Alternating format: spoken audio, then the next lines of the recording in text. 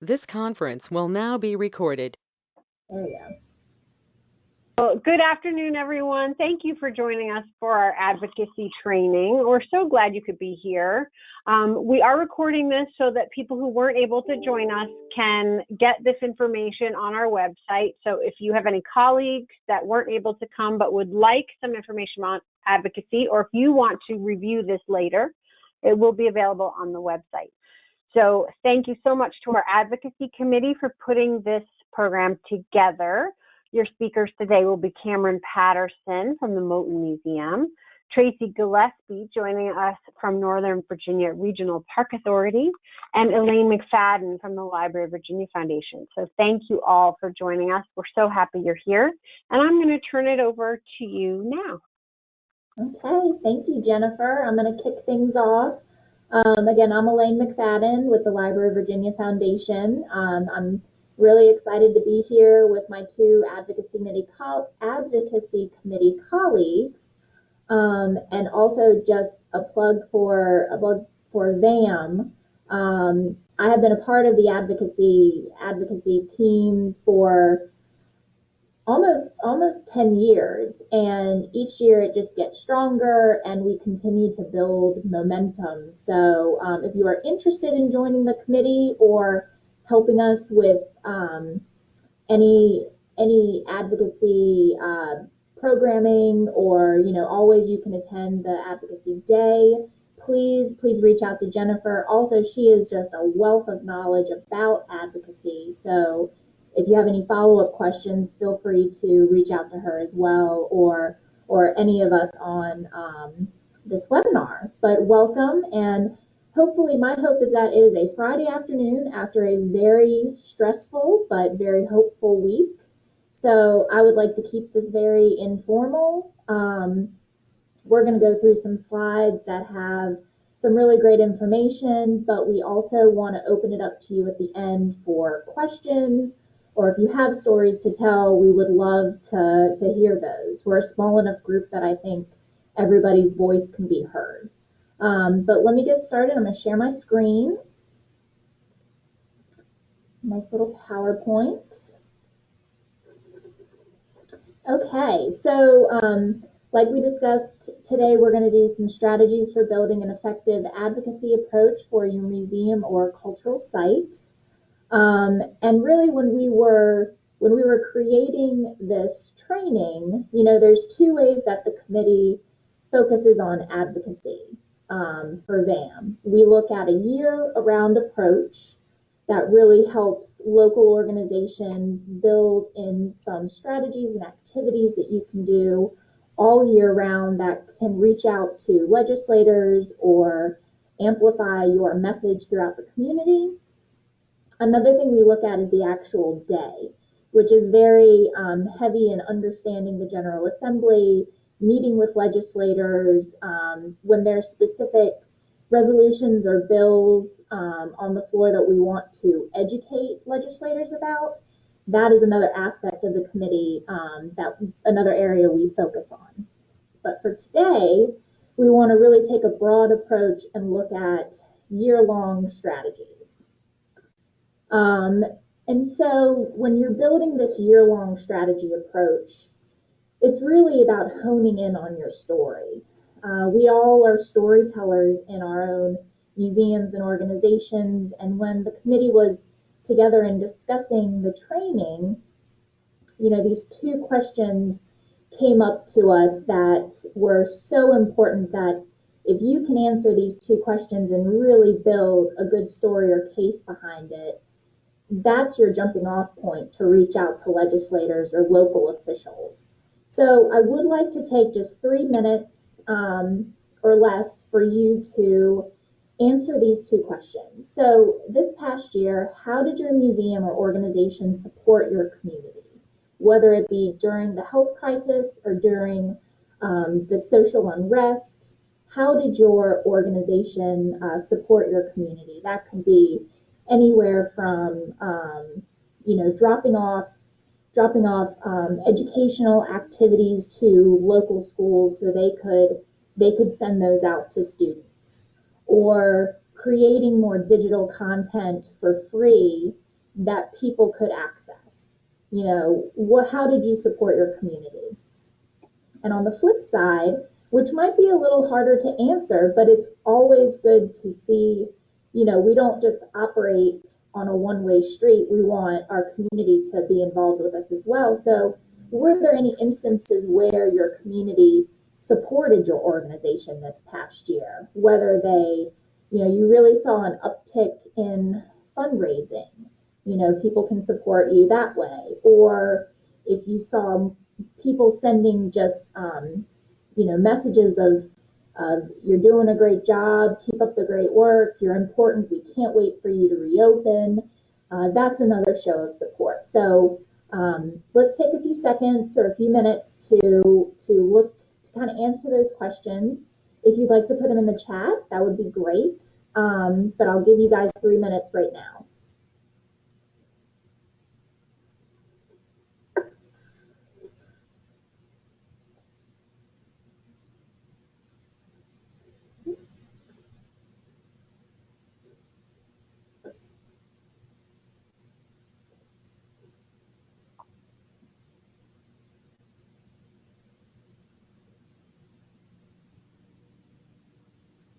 And Jen, I don't think I can see the chat when I'm in screen sharing.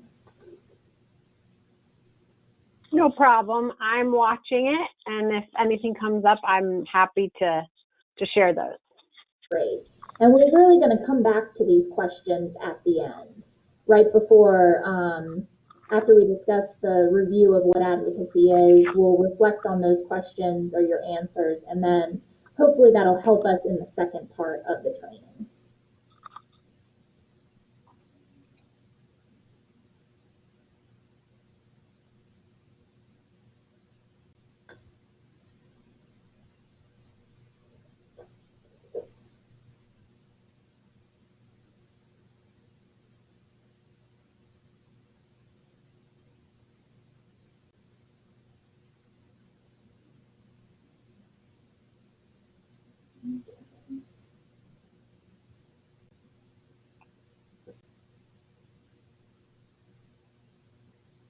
I think this is a small enough group. I'm going to go back on my 3 minutes, and plus since this is being recorded, I don't want there to be too much dead air time. So like I said, you keep thinking about your answers to your questions. Feel free to put them in the chat, and we'll go ahead. We do have a few things in the chat now. If you'd like to do them now, or if you'd like to wait, Elaine, what would you prefer?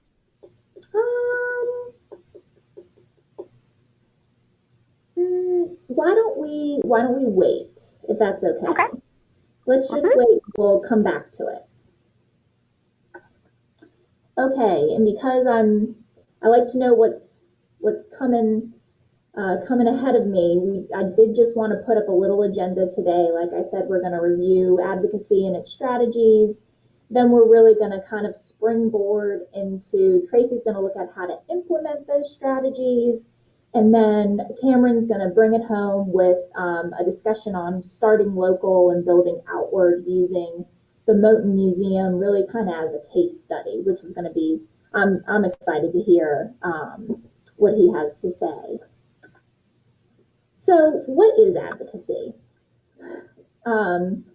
I love this definition because sometimes you get a definition where lobbying is in an advocacy definition, which I've seen, which to me confuses me. But, you know, learningtogive.org has a really great definition that says advocacy is defined as the active participation of individuals or organizations in order to promote, uphold, educate, and inform on the benefits of a mission or cause. And that to me really helps me to understand what advocacy is. At its core, it's about education, which is kind of at the core of all that we do. So you would think that we are natural advocators, whether it's for a museum or for the museum field. So we already have a leg up. Advocacy is, of course, not lobbying. And to give you an example, that lobbying is, you're supporting a specific candidate for office, or you're asking a legislator to vote for or against a specific bill, or you're writing a policy statement that discusses a specific bill. So everything is really to do about something very specific instead of something very broad, which is kind of the distinction. And also advocacy is about more than legislation. I think we get kind of caught up in if legislation is the end goal, I think we forget what are the steps that we build with a year-round advocacy approach that can get us to that piece of legislation or bill that makes its way through the General Assembly. And also, I mean, I'm going to keep saying this, that advocacy is year-round. It's not one day, it's not 1 month. It is a continual progression of efforts. And if you are really interested, Jen has a fabulous Advocacy 101 webinar that looks at the General Assembly and also more about what advocacy is. So just a plug for more resources on BAM's website, but there's an Advocacy 101 webinar that does a really good job and dives more into this topic. And like I said, you guys are already an advocate for your museum. You know, whether we're talking to visitors, we're caring for our collections, telling a story is already part of what we do. So now let's talk about what kind of tips and strategies to build that year-round advocacy. What kind of actions can you do? Of course, creating that impact statement. You'll want to include economic and educational statistics, but also make sure to include those stories. You know, if you can get a quote from a visitor or a teacher that you've helped, I mean, making your museum, humanizing it and showing that it's about relationships and it's not transactional, is really gonna go miles. Also, know your audience. Do your research. And by what I mean about that is some of these legislators have social media accounts or they have websites that really detail their issues and their background. So know your audience, just like you're building a program for fourth graders. You know what they're learning on the standards of learning. You know exactly what they're interested in. So I would encourage you to follow, whether you decide to use your organizational social media to follow these legislators, but also, or your personal, but do your research and kind of know what's important to them. And this goes from, state legislators to the school boards to your mayor. Just think about everybody and kind of what's important to them. Another great idea is to ask, how can we help you? Whether it be if your mayor gives a state of the city every year, ask, well, can we provide a backdrop? Would you like to do it, from a place that's not, a political place? So for our museum, I think that's a really nice way that you're not asking them for anything, you're helping them reach their audiences. Finally, if you can, loop them into your emails, send them your annual reports, send them your member magazines. A letter is great, but the more you can reinforce what you're doing, and consistent communications, they're gonna start to recognize your yearly calendar, and then they might want to get involved. If they say, you've got this program that brings, low-income students every year for free, love to be a part of that. So give them opportunities to get engaged. Also, don't do this in a vacuum. Collaborate with your other local arts and cultural organizations in your locality. I believe that all boats rise together. And so if you are working together with one voice of how important arts and cultural organizations are in your location, it makes it that much stronger. You know, that's really VAM's mission is to elevate all of our organizations' voices. But can you imagine if that we were already elevating together and then using VAM also? I mean, it would just be, you know, to use the metaphor, I guess it's just a chorus that would be just really loud and undeniable.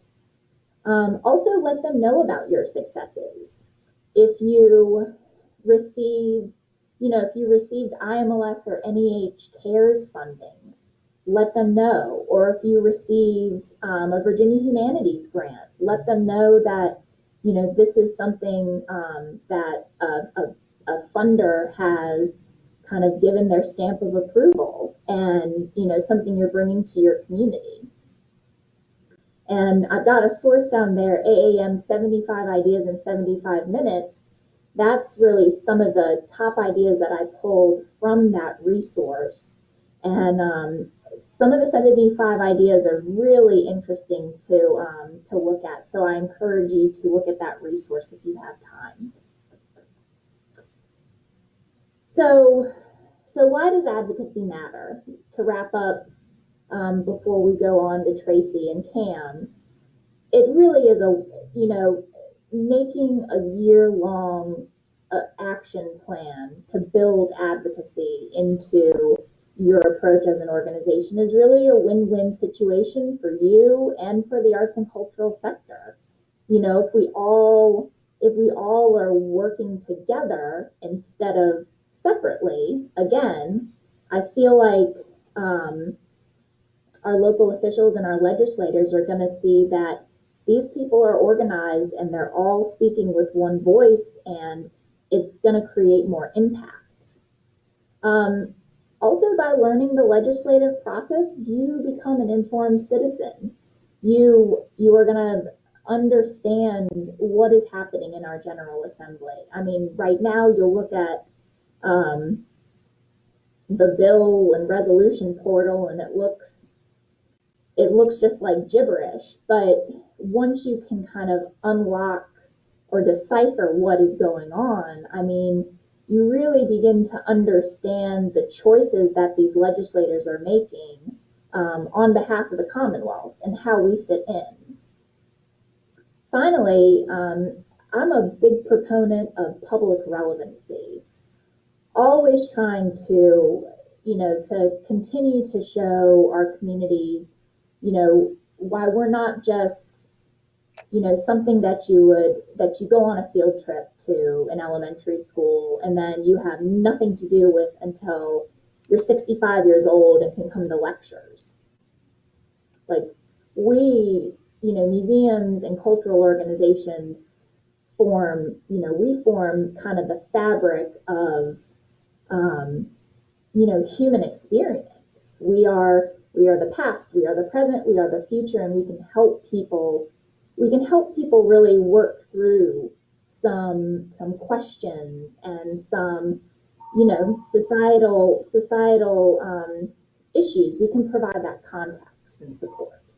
And also, I feel like it would help the sustainability of all of our organizations if we continue to push and to show and to educate how important we are. That's going to really help sustain us in the future. So, Jennifer, I think let's bring it back to those reflection questions. And now that we've talked about what advocacy is and how important it is, now we're going to take a look with Tracy at how do we implement some of these strategies, specifically looking at stakeholders. So let's, Jennifer, read off maybe 2 or 3 of the answers. Okay. So let's see. We have We added a lot of digital materials for download, provided 24/7 Wi-Fi outside the building, and lots of online programming. Cool. Yeah. Woodrow Wilson made a statement about the social unrest soon after it happened, as well as when Princeton removed the Woodrow Wilson name from their school to talk about Wilson and racism. We have good support and agreement from the community. In addition to that, we did pivot to virtual programming and online sales, and the area surrounding us responded well. And then maybe one more: virtual and museum at home programs and activities, shared Smithsonian resources, educator and volunteer newsletters, and new radio show, Museum Talk. And you might guess that's the birthplace of country music. And also, don't forget, I think I saw a lot of museums and organizations who had PPE. I think VAM did a run and donated some PPE. So also don't forget that. That was huge. Were there any that answered about the community? I know that was a bit harder. Let's see. Anne in Fredericksburg, our members kept their memberships current, and our sponsors were generous when our fundraiser pivoted to a virtual event. Nice.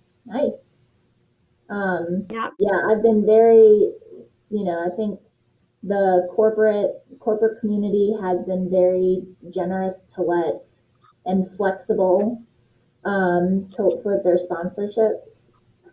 So my follow-up question to all of this is, have you let people know about how you supported your community or how your community has supported you? Because I think that is also so critical.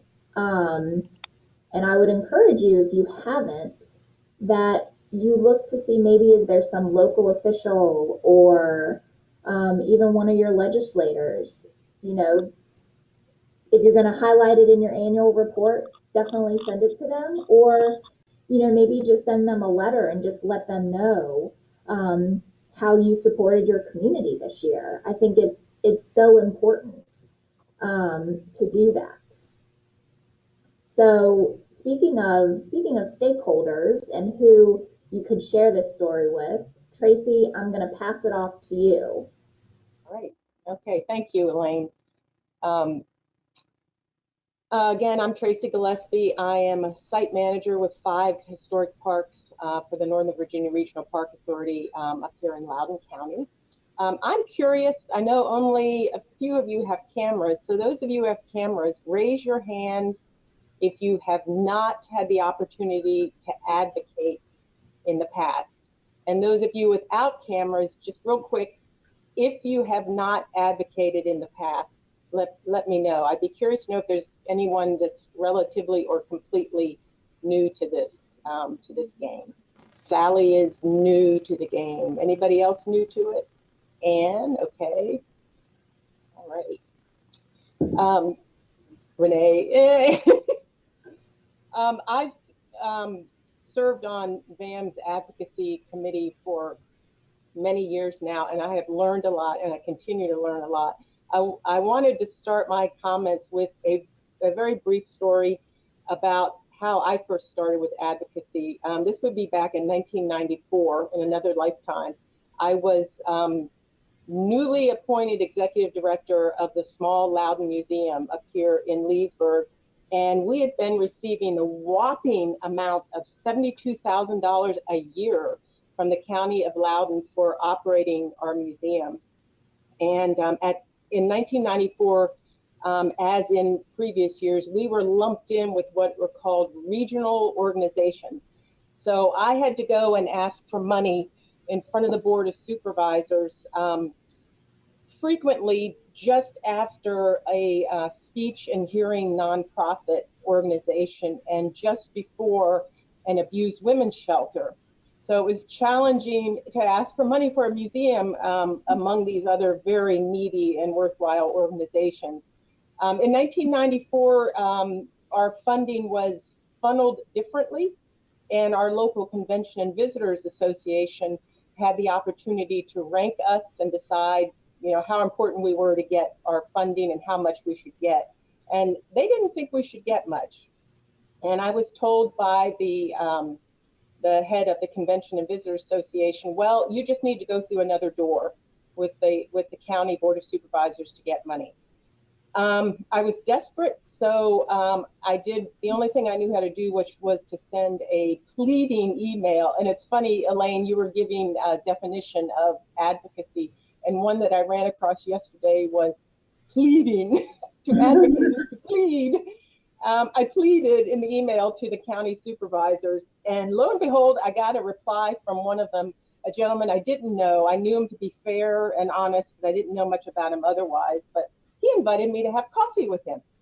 So I went. I was really nervous, had coffee with him around the corner from the museum, and enlightened him about what our little museum had done and was continuing to do with very little money. I was very nervous. I didn't know the first thing about advocating. I probably didn't even know that is what it was called. But I realized, and for those of you who have not advocated before or haven't done much, my main message is anyone we're advocating with is just like us.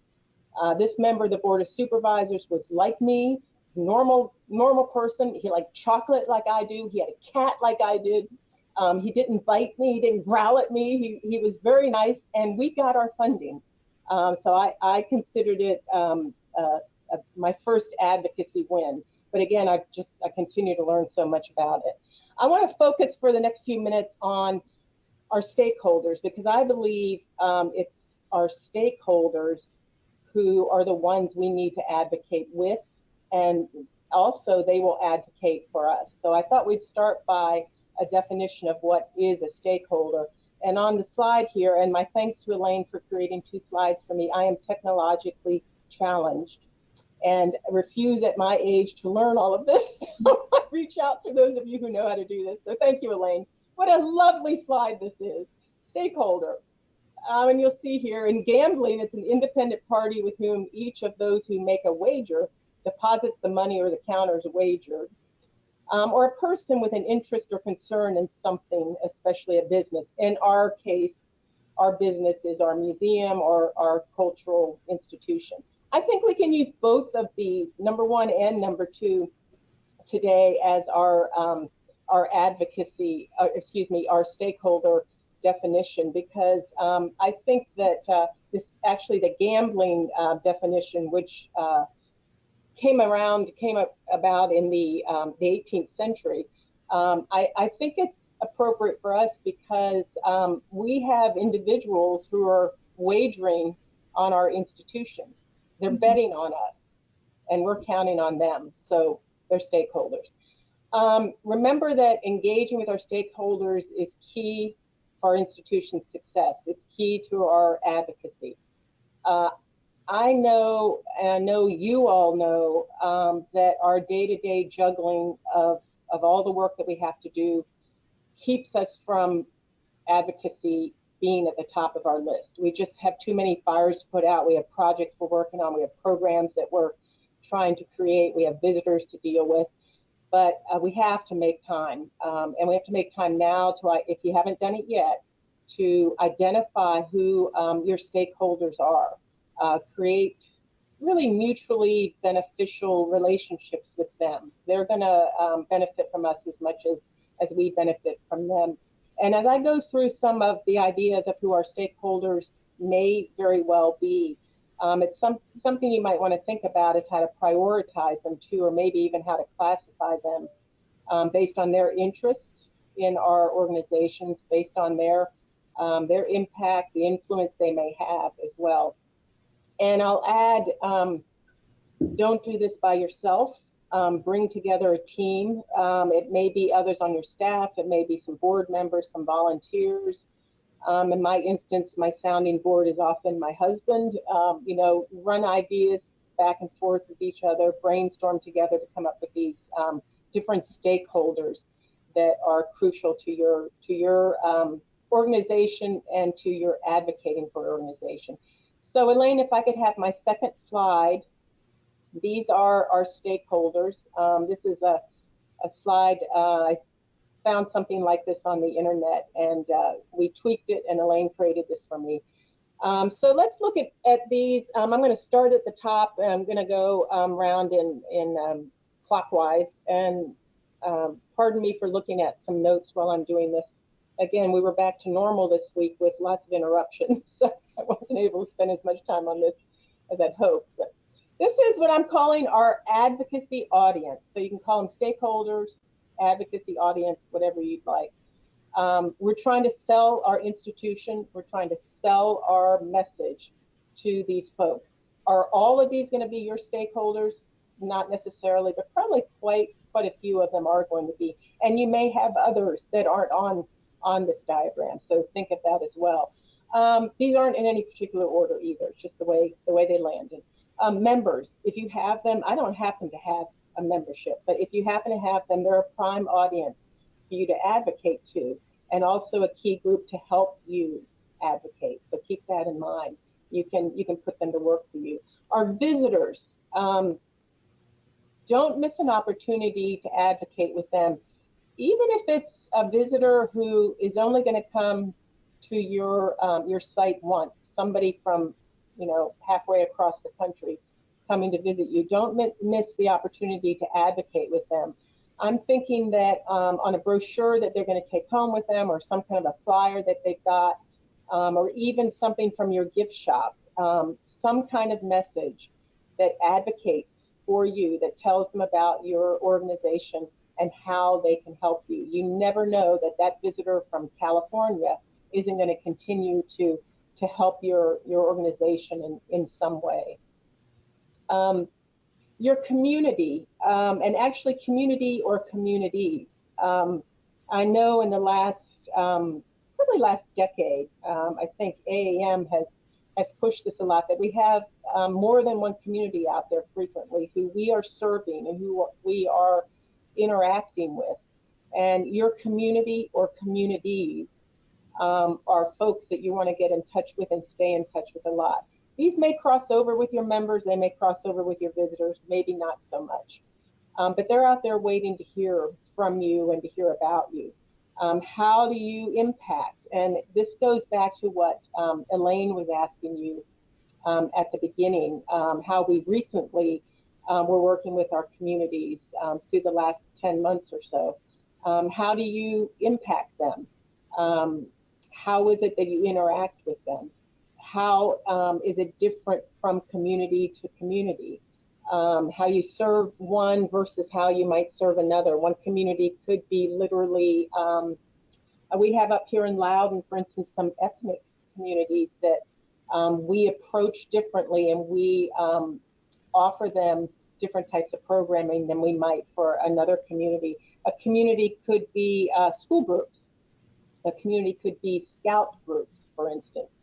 A community could literally be, for me, for instance, the little community of Aldi. This is a little village growing fast, but a little village here that I can serve with the historic mill, which is the prime location that I manage. I can serve as a gathering place for the community.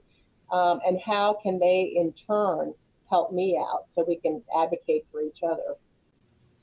Another stakeholder group is your staff.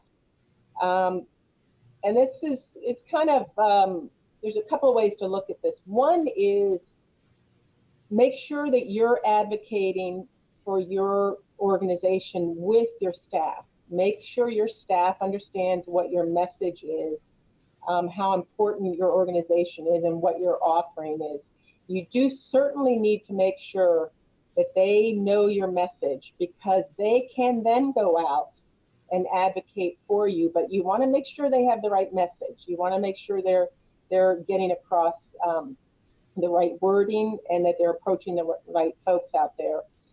So you're not only advocating and building up their the way they look at your organization, how excited they are about it, but again, they're helping to spread the word. So share that information with your staff, and also again, get ideas from them. Hopefully get a buy-in from them to be able to sell your organization.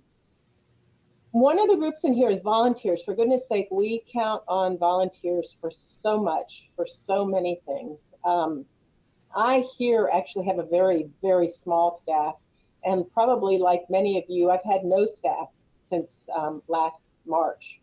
So I've had to rely on volunteers so much. We know how valuable they are. We know how crucial they are for a lot of things, including just keeping our doors open. They can really come into broad contact with our potential supporters. So they can advocate for us as well. But again, going back to my message about our staff, really make sure your volunteers know what they're talking about if they're going to go out and spread the word for you. So again, it's sort of two-tiered. You're advocating on behalf of your institution, your organization, with your volunteers, and then they may in turn be helping you spread the word. So get them on your team. Probably one of the most crucial for advocating, and maybe one of the tougher nuts to crack, is our board members. I'm sure we all have stories about our boards. They can be very, very helpful. They can also be folks who are not very well engaged, unfortunately. So you have to work obviously carefully with them because they are our bosses. My feeling with boards, I personally don't work very closely with our regional park authority board. I'm a little removed from them. We have a good board. They advocate very well with our regional governments that give us about 18% of our funding for our park authority. So they do the advocating we need, but I don't actually work with them individually. But I can tell you from the two previous boards and two previous jobs that I had, that boards are crucial. And also having served on VAM's board, I know that the board advocates for us VAM members very well. So they move, board members typically move in different circles. They'll open doors that you and I can't open. They sometimes can get funding, much more funding than we can. They can oftentimes reach into deep pockets that we aren't comfortable with or just don't feel the ability to do. So use them to your best advantage for your institution. The last one on this diagram is government officials. This might be that advocacy audience, those stakeholders that many of us are most familiar with advocating with. I think for me at least, they come to mind almost immediately. They also, as I alluded to earlier with my job with the Loudon Museum, they can be the ones that might be the scariest at first when you don't know them or you're not used to going in front of 9 or 10 or 12 individuals up on a high dais and you down on a low chair. But again, they're people just like the rest of us. So realizing that they are stakeholders, that they have a piece of our organization's value in mind is something for you to keep in mind. I've rushed through this quickly, and I will say that I can provide my written comments, Jennifer, to you if you want to share them with everyone. I'll annotate them a little bit. I will close by saying that, and I think I alluded to this earlier, we will need to advocate differently with each of these groups. Our message always needs to be the same, of course. The value of our institution always needs to be front and center in our message. And Elaine was mentioning this earlier. Make sure our audience, our stakeholders know what we're doing and how good it is for our communities out there, for the public out there, if you will. So research each of your stakeholder groups to know what their interests are so you can tweak the message a bit for each of them as best as you have time to do. You might have a personal one-on-one with some of these folks, such as when I had coffee with this member of the Board of Supervisors. You may have another stakeholder group that wants to be wined and dined before you ask them for money, so or other types of support. So you might want to look at it that way. And secondly, I'll repeat that our relationships with our stakeholders go both ways. They're going to help us, we hope, but we can help them too. And so that's a key part, I think, of the message that we need to share with them. And with that, I will end. I will include in my written material one thing I found online, one article that I think is well worth reading, which is advocating to stakeholders. So I'll include that, Jennifer, in my comments. So thank you. Appreciate your attention. Turning it over now to Cam, I guess. Yep. Howdy. Well, I will try to bring it home. You know, as we think about this last portion, I really wanted to use Moton as a case study for some of the advocacy issues that we've had to think through. I do want to emphasize, and we've said this all throughout, you know, it is about the story that we all tell. And it's also about, too, recognizing that, you know, advocacy isn't just about what you do at the governmental level. It's also about the social capital that you build within your community. And as I share some reflections from the museum, I do so kind of thinking back about 5 years ago within the life of the museum.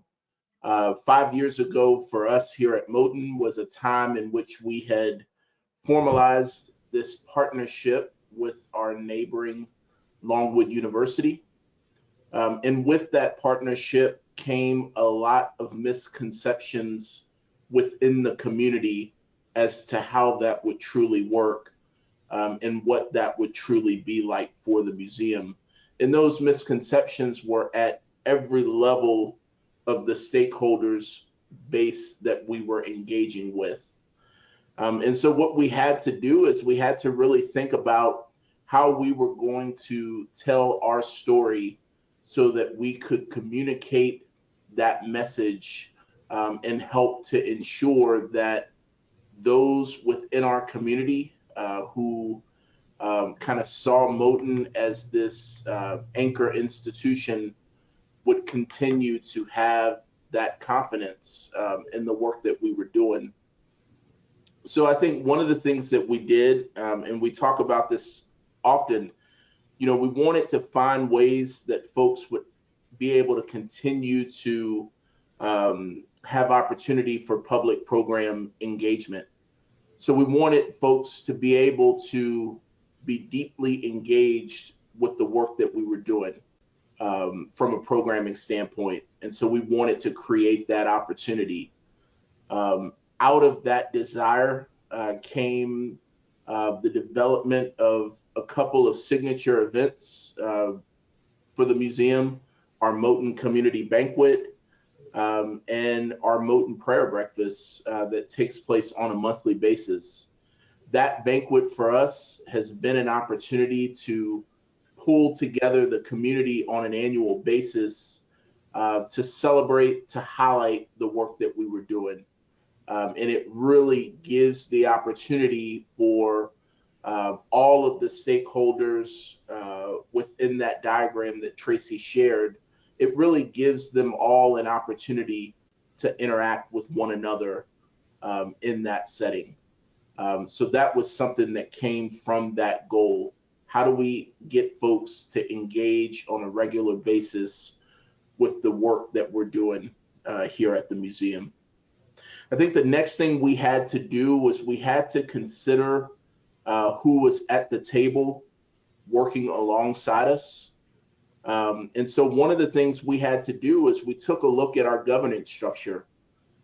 We have a board of trustees for the museum that is more of a statewide composition of members from all parts of Virginia. But we felt it was very important that additionally, we create a community engagement board that is known as our Moton Council.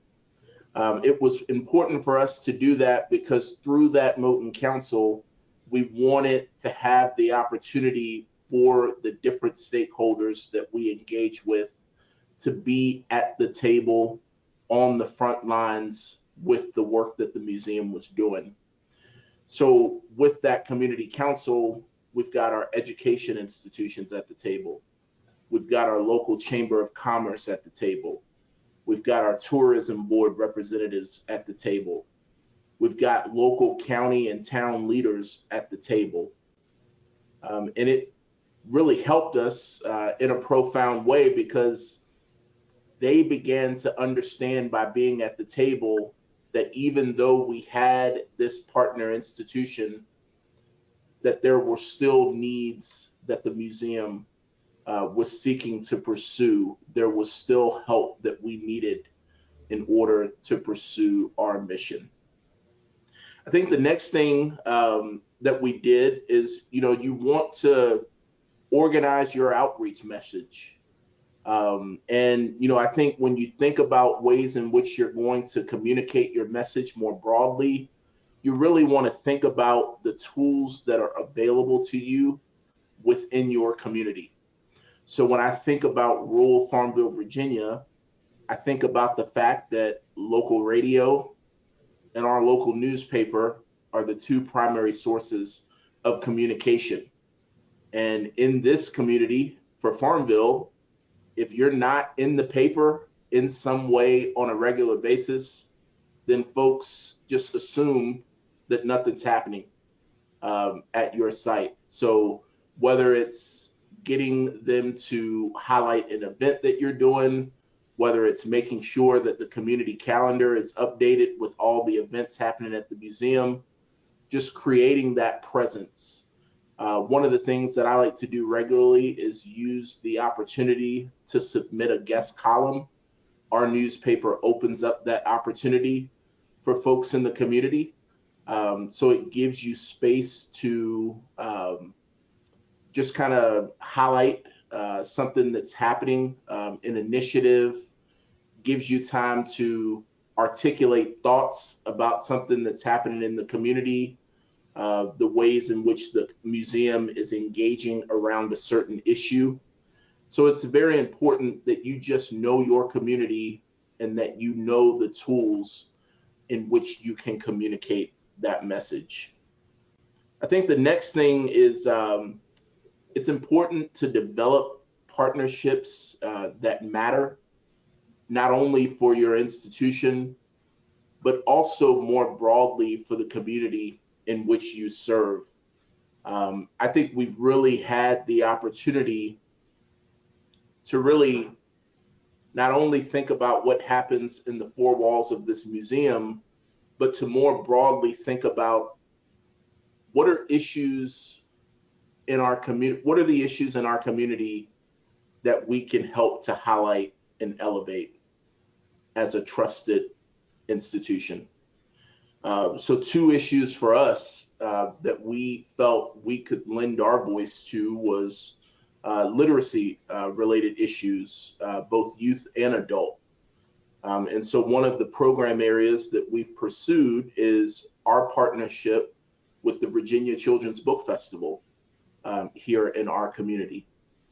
Another issue that we are pursuing is just this notion of increased civic engagement, or increased awareness as it relates to civic engagement. And so we've partnered with entities in the community to help highlight and elevate that particular issue.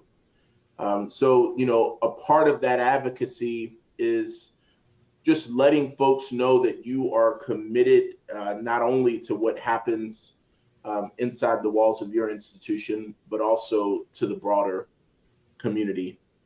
And then the final thing I would say that we gave good thought to is, what is the involvement of our staff outside of our day-to-day roles with the museum?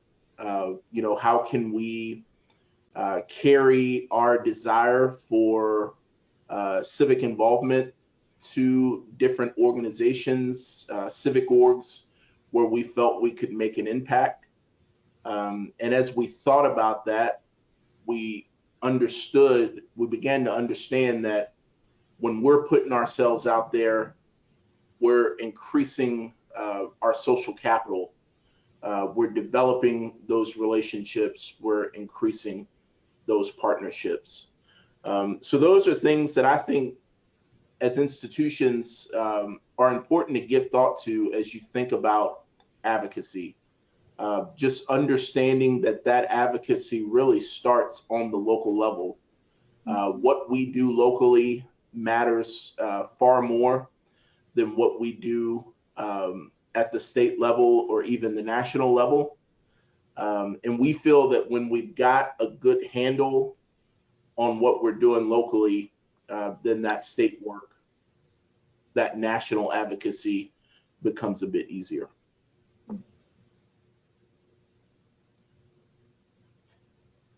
Elaine? Yep. Do you Turn it have back over. one more slide? I do, and those are just words that kind of stood out to me based on the thoughts that I shared. So we want to be focused on the needs of our community. We want to network. We want to build partnerships that matter. We want to be a trusted voice for the community. We want to keep focus on our mission. Involvement outside of our professional capacity is something that is important. We want voices around the table from all parts of our community. We want to be consistent with the messages that we deliver, with the work that we do. And we want to make sure that our community is at the center of it all. Wonderful. Thank you, Cameron. And thank you, Tracy. You both provided incredibly thoughtful examples and tips. And thank you for sharing your own experiences. Again, you're telling your story, which is it's helpful for everyone that's just beginning to dive into this advocacy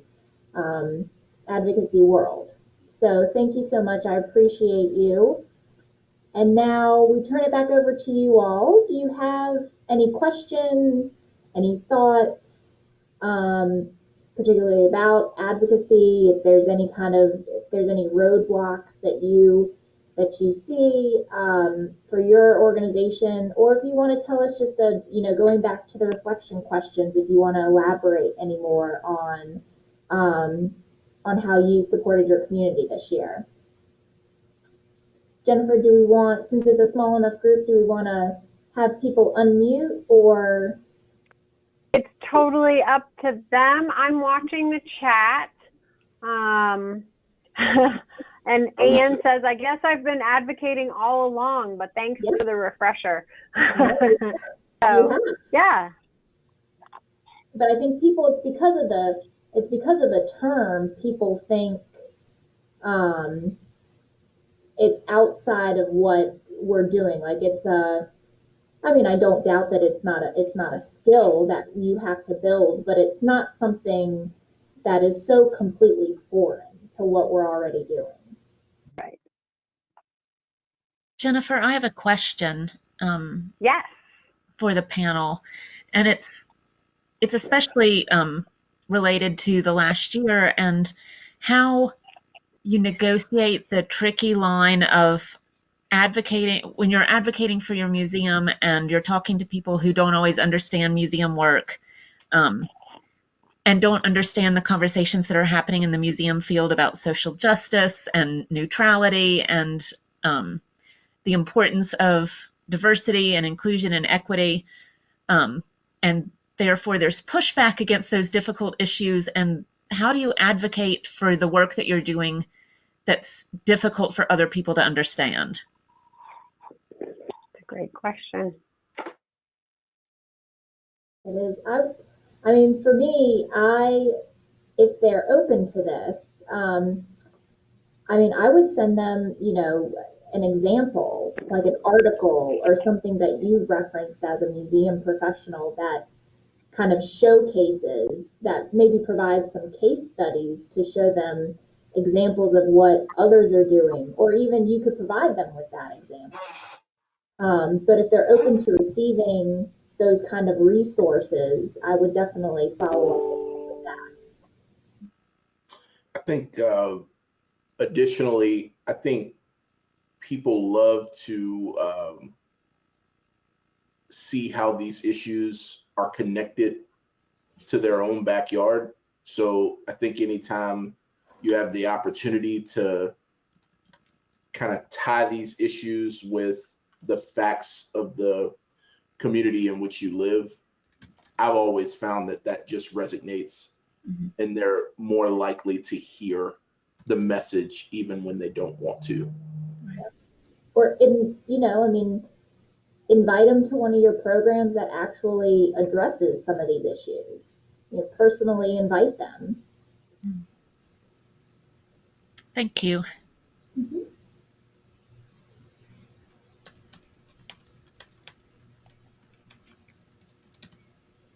Any other questions?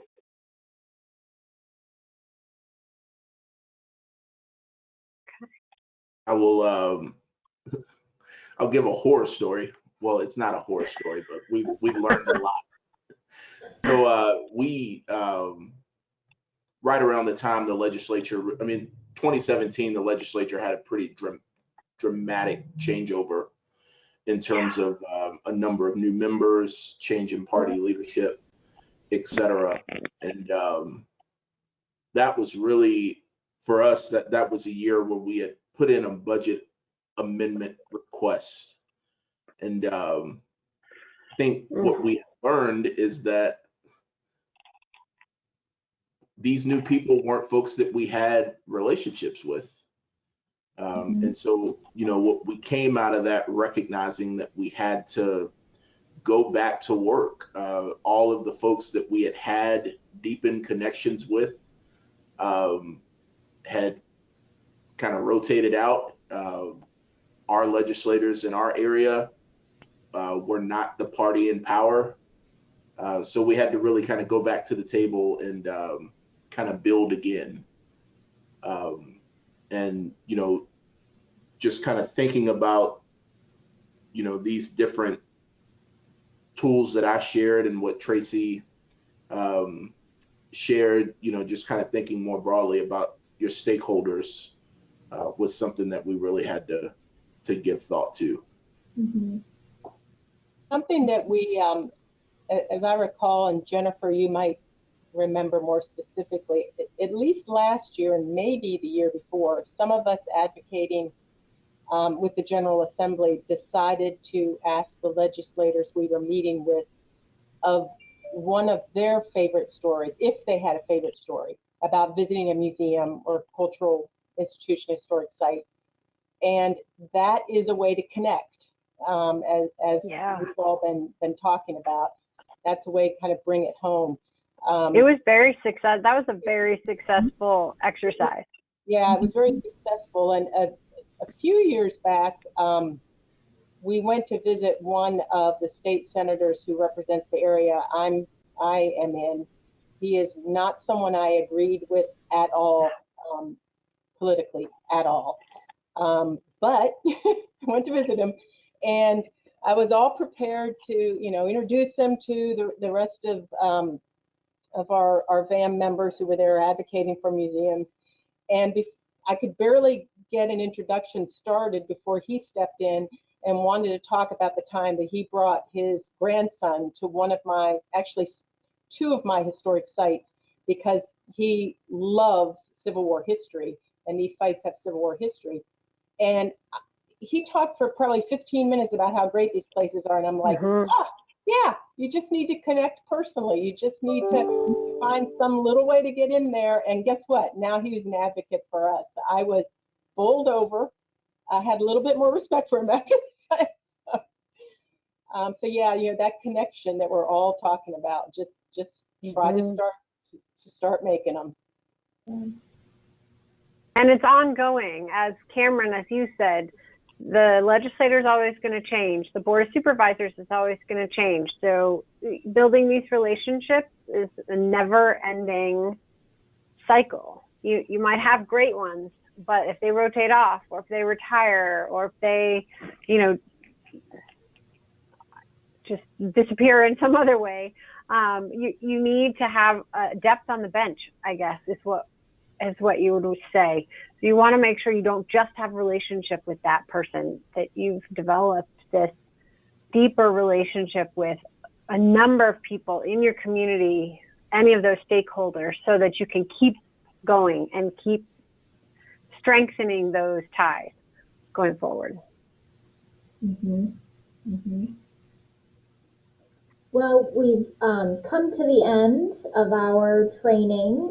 Thank you for sticking with us. It's a little after 3.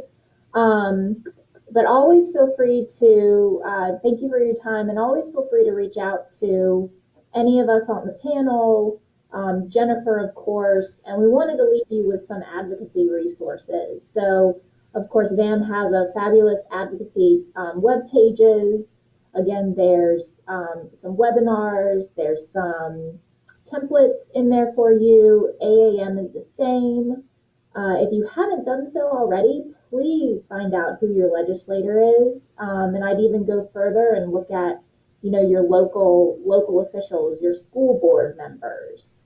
And then that crazy legislative information system. I've provided you with a link. If you maybe do it during happy hour, have a libation with you. But hopefully that website is something that the advocacy committee is hoping to kind of to demystify in this coming year, to help everybody understand that website and really what you're looking at. And once that website is demystified, then you can start looking at the budget, which is a whole different. Oh my gosh. Yes. A whole different ballgame. It really is. But I thank you all so much. I thank my panelists. Thank you so much again. Thank you, Jennifer. Would anybody like any other closing remarks?